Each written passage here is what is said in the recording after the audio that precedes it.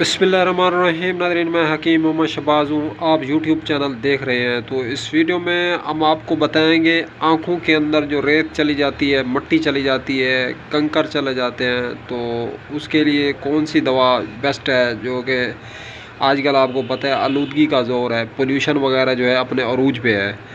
तो रोड पे जैसे ही निकले तो आँखें जो है भर जाती हैं। तो ऐसी सूरत हाल में जो है निगाह वगैरह जो है घटने लगती है। तो आँखों के गिर्द चक्कर से आने लगते हैं, अंधेरा सा छा जाता है। तो आँखों की सफाई के लिए, आँखों की जो गिरोह है, आँखों की जो सेहत है, उसके हवाले से मैं अर्ज़ करना चाहूँगा। अबकरी दवाखाने का हर्बल, ऑर्गेनिक और 100% जो है बिल्कुल नेचुरल ड्रॉप तैयार किया जाता है आँख शिफा के नाम से।